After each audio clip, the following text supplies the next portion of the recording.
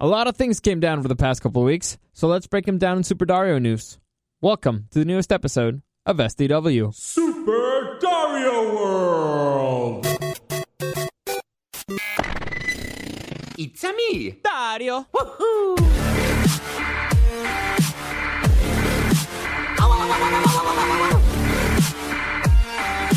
Let's go! I have a few announcements to make.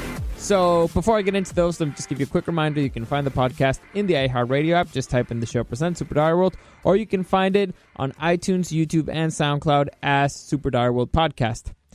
You can also contact me on Instagram anytime you want. Just type in @Dario the Show. You can find me there. And you can send me any comments, questions, suggestions. Easiest way for you to contact me, right there. Anyway, so I have a lot of announcements to make. And by a lot, I mean two, actually. So the first one is the one that most people care about, and that's that this Friday, for those of you who know, I work for a radio station called Rock 105.3 in San Diego. I work for the morning show there, and we, besides our regular morning show, we have something called the P1 Podcast, which is an uncensored version of the radio show. Well, an uncensored segment, unfiltered. And this Friday, we will be doing a live version of the P1 Podcast. Now, as far as I know, I think it's already sold out. I think it got sold out in like seconds because people love the P1 Podcast. And so we're going to be doing that live. And a lot of people have been asking me, dude, are you going to be there? Yes. Yes, I will be there. And yes, I will be doing a recording of Bombed at the Beach as well. For those of you who don't know, Bombed at the Beach is a game we play here for the radio station where I go out and find drunk people and ask them basic trivia questions. And then afterwards, on the air, they have to, the show members, they have to figure out if they got them right or wrong. But, I mean, basically, it's an excuse to go out and hang out with drunk people, right? At least that's why I like looking at it. Anyway, so this Friday, yes, I will be there, and yes, I'll be doing Bombed at the Beach, and I do have prizes to give away. I mean, I won't have prizes for everybody. I only have a limited amount, but for the people who play, I will be giving away Margarita Fest tickets, which it's going down on August 17th. So, I don't know, I might also be doing Bomb there, you know? Just collect a whole bunch of winners for the rest of the summer, you know? I don't know. We'll see. We'll see how it goes. We'll see how many good players we get because they're not always great. Anyway, so yeah, that's going down this Friday. If you're there, and I'll also hang out a little bit afterwards. So if you want to just stop by after the recording, because you can't go if you don't have tickets, you can't go into the recording area. But afterwards, if you want to hang out, I'll probably still be there in the area. So just hit me up. Anyway. Also, the second announcement, as you guys know, if you've been listening for the last couple of episodes, I'm going to be doing reviews for the website reviewNation.net. You can actually see my Crash my Crash Team Racing review. It's up there right now. And so I'm going to be doing reviews of pretty much everything. Video games, TV shows, movies, even trailers, even technology. So if you want to follow there. So I decided, you know what? Because I did not mind doing the Crash Bandicoot review here on my podcast, but I just don't like the way that kind of feels. I don't want this podcast to become just reviews. So I'm going to be probably doing a separate thing. So I won't load it as the podcast into the iHeartRadio app. I'll just load it as a separate review onto my YouTube channel, and then I'll just post a link on the website. I'll let you know here in the podcast. I'll be like, oh, by the way, this week I talked about this. If you want to check it out, you can find it right here. I also made a special video for it. So you can follow it that way. And that way I don't just bombard my podcast of just reviews. I will still give you like a quick thoughts on the game if that's all you care about. Because to me, the only thing that I really care about, the only question that I want to answer is it worth your money? Right? When I do reviews, that's the question that to me, that's the most important question. Is it worth your money? Because things are expensive, man. Movies are expensive. Games are expensive. Having a subscription to a streaming service is expensive. So that's the big question I want to answer. And so I'll answer that here. But if you want to go into the in-depth review, I'll let you know where to find it. Does that seem fair? Also, for the people who reached out after they read my article, thank you very much. I'm glad you enjoyed it. I know I sound very different in writing. I actually have time to filter and process my thoughts before I just throw them out in the world. So here I do a thing that I call word vomit. I just, as they're coming, as the thoughts are coming into my mind, I'm just trying to get them out as quickly as possible. Actually, now that I said that, I need to remind myself, I'm working on pacing. I need to slow down a little. Trying to slow down a little. Anyway, but unfortunately, I will always be of the Michael Scott school of thought of where sometimes I start a sentence and I hope I find my way through it in the middle. I don't know. I have no idea where it's going. I just hope I find my way through somewhere in the middle. Anyway, so that's it. Those are the big announcements for today. But let's get into it in Super Dario news.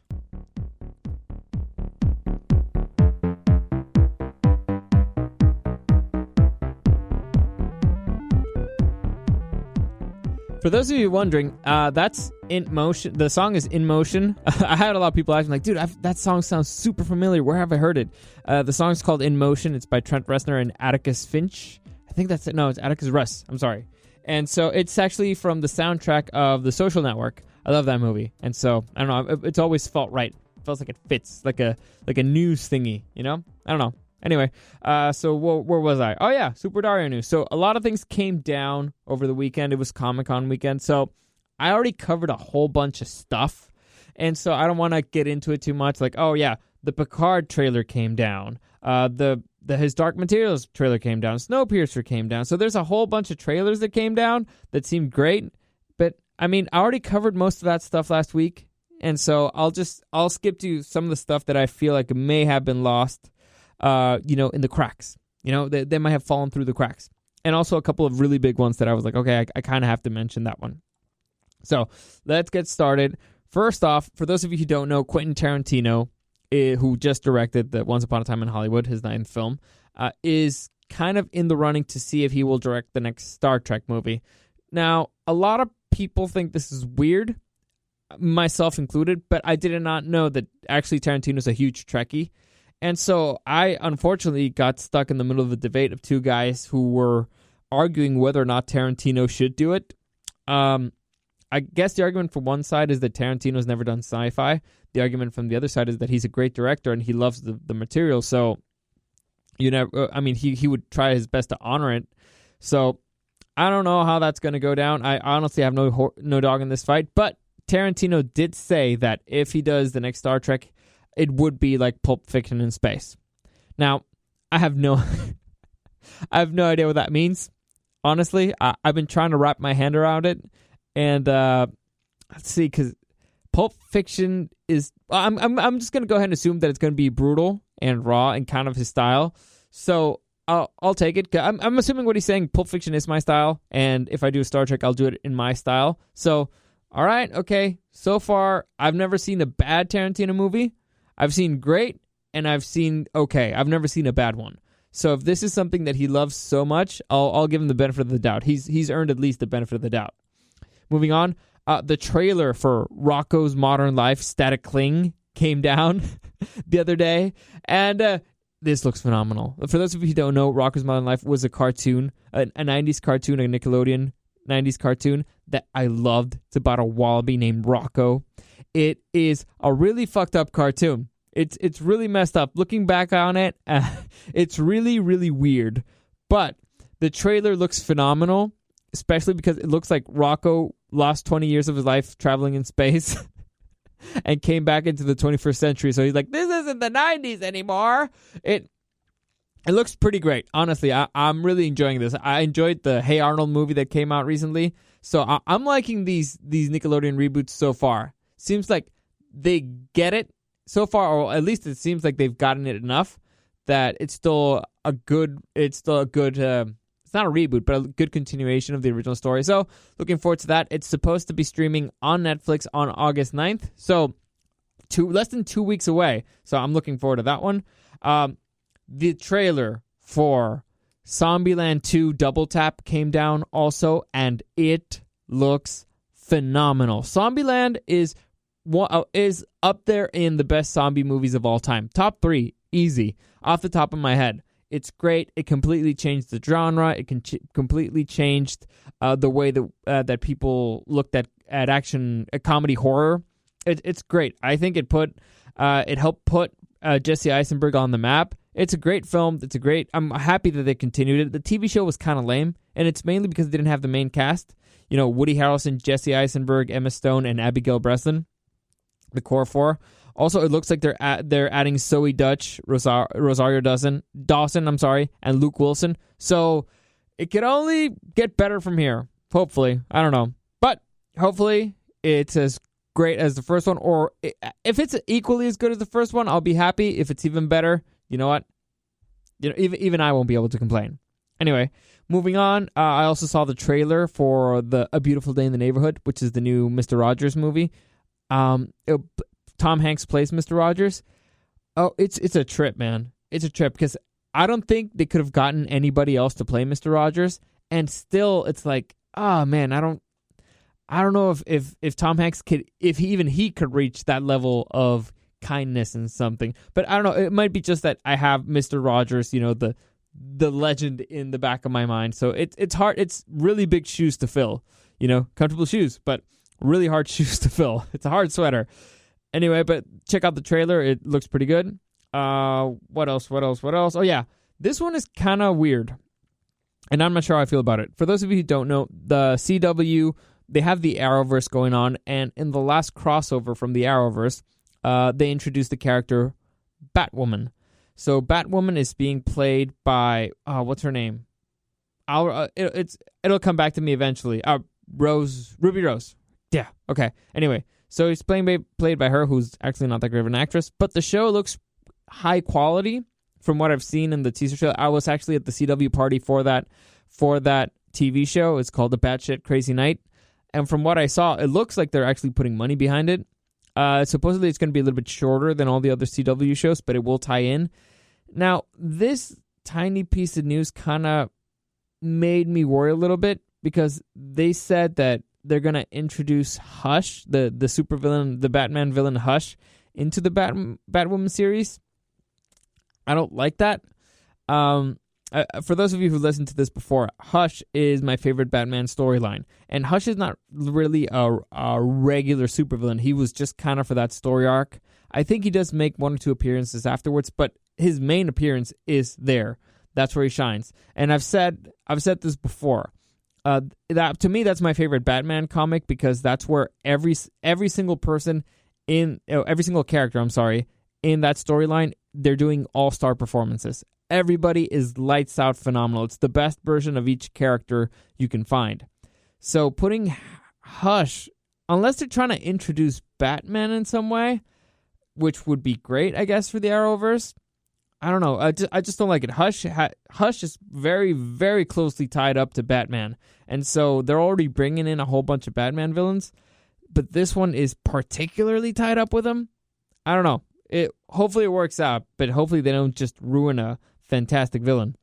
Anyway, as I mentioned before, the Comic-Con showed the trailer for Snowpiercer, the trailer for The Boys, and the trailers for Carnival Row, a whole bunch of shows. But those three that I just mentioned, Snowpiercer, Carnival Row, and The Boys, are new TV shows that have already been confirmed for a second season.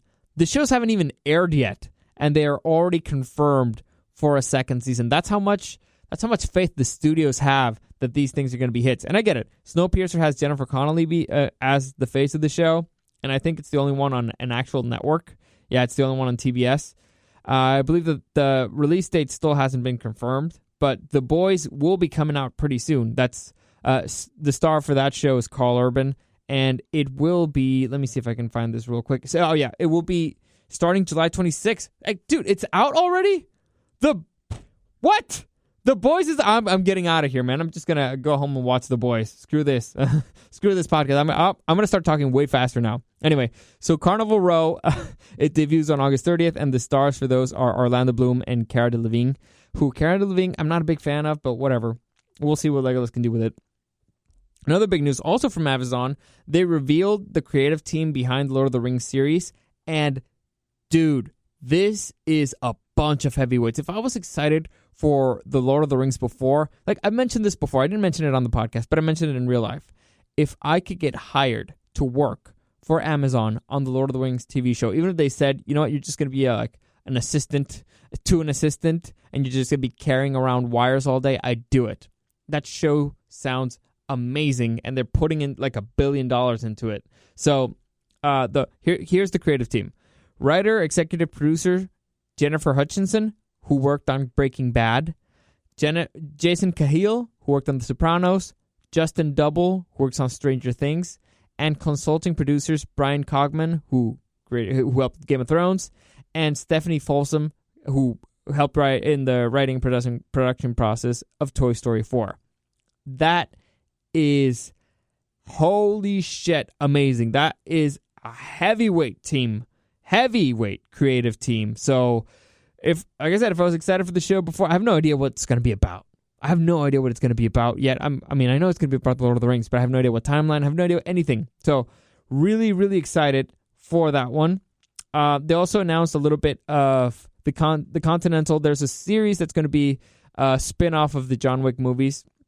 So for those of you who've seen John Wick, you know that the Continental is the hotel that the John Wick story takes place in a world that has a hotel called the Continental, which is basically a hotel for assassins, right? And so there's going to be a spin-off series. There's going to be a series based off of the Continental. And they confirmed that it's going to actually be a prequel to the John Wick films. So it's probable that this is going to be the years that John Wick was retired and married. So it's possible that Keanu Reeves may make an appearance, but I see it unlikely. He'll probably appear for the pilot or something, maybe one or two little cameos here and there, but mostly I don't think he's going to be a big part of the show because these are going to be John Wick's retire years, or at least that's my guess. If I have to ask her to guess, that's my guess. Another big news that came down, this is Hulu news. There's two big things that came down from Hulu. First off, they're developing a TV series for The Hitchhiker's Guide to the Galaxy, who, if you've read the books or seen the movie with, what's his name, Martin Freeman, Bilbo. Anyway, the movie's actually pretty decent, but the books are phenomenal. And I always felt it was a shame they didn't decide to continue that story, because it's a series of books. So it made for TV makes a lot of sense. It makes a lot of sense. They still haven't announced anything like who's going to make it or anything, but if it's being developed by Hulu, so far Hulu's done pretty decent stuff, so I'm looking forward to that. Sticking with Hulu, it's been announced that the Orville Season 3 will be airing as a Hulu original, which is great. Honestly, for those of you who don't know, the Orville is the sci-fi TV show created by Seth MacFarlane, who created American Dad, who created Family Guy. Anyway, so if you guys remember in my Comic-Con podcast, I talked a little because I got to talk to the creative team behind the Orville, and this show, they kind of tried to force it to be a comedy, and which was never meant to be. It was meant to be a serious sci-fi TV show, a dramatic show, but it's supposed to be a dramatic show with funny people in it. It was never meant to be a comedy. And one of the directors and executive producers of the show, he said that his background's in action, and the reason why Seth MacFarlane brought him in is because he wanted the action to be legit. So, he created and directed a bunch of episodes for 24. So his background is action, and that's what he wanted this show to be. So Hulu is going to give Seth MacFarlane a ton of freedom to do with this show what he wants. So we may actually finally get the version of the Orville that he always intended it to be.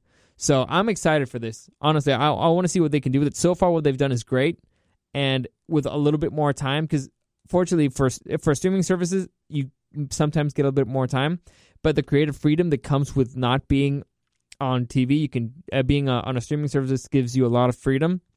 So I'm very curious to see what Seth MacFarlane can do with that.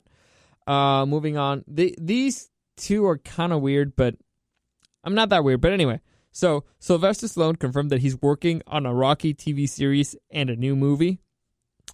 I don't understand this. I mean, damn it. Okay, he says that he's interested in making a TV series that would serve to a prequel of the Rocky movies.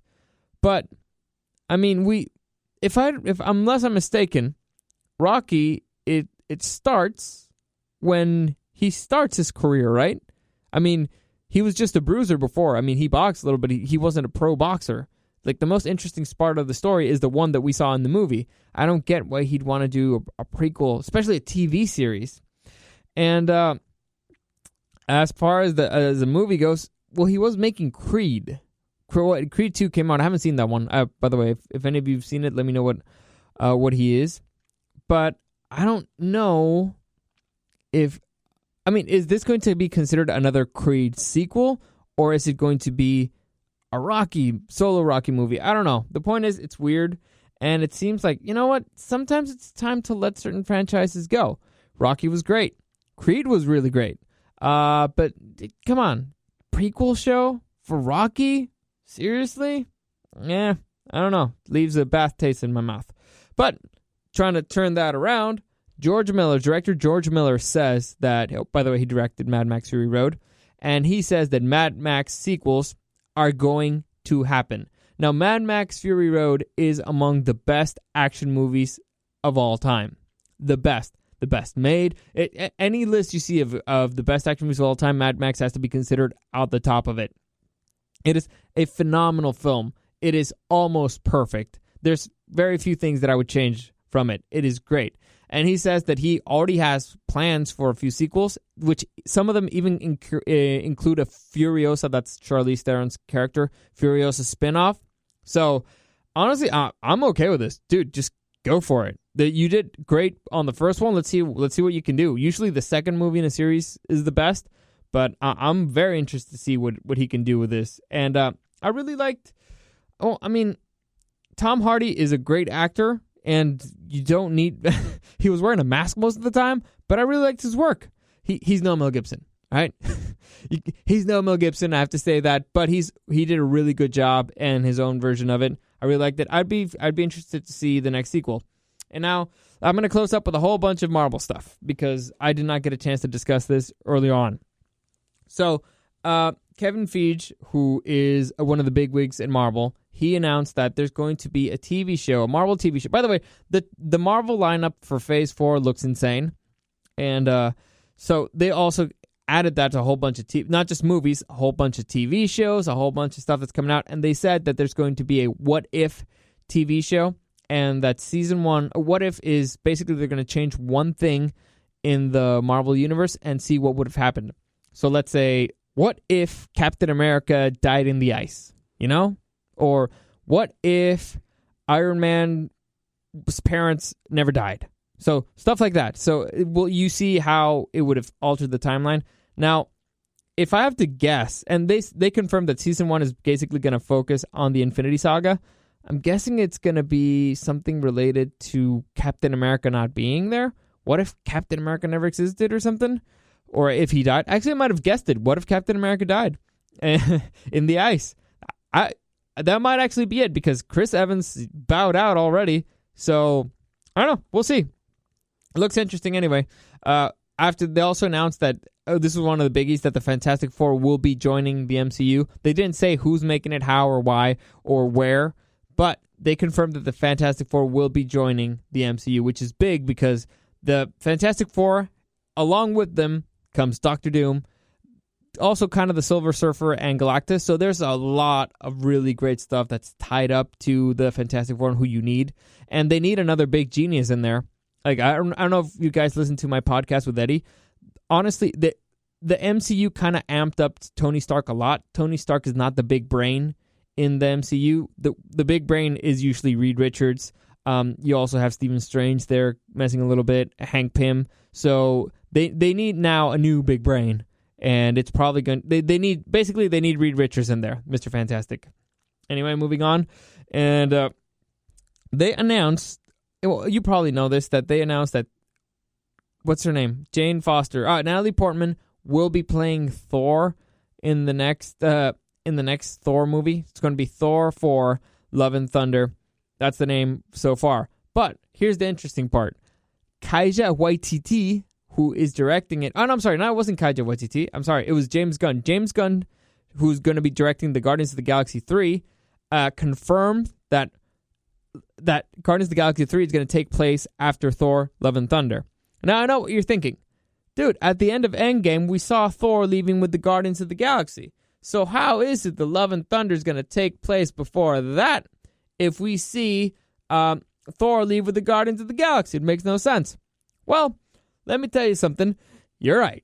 But, I guess it could make sense if they logically explain why Thor would leave the Guardians of the Galaxy, or if the Guardians of the Galaxy will play a major part in Thor 4 Love and Thunder, or if Thor's role for Love and Thunder is greatly reduced, which I think would be a terrible idea.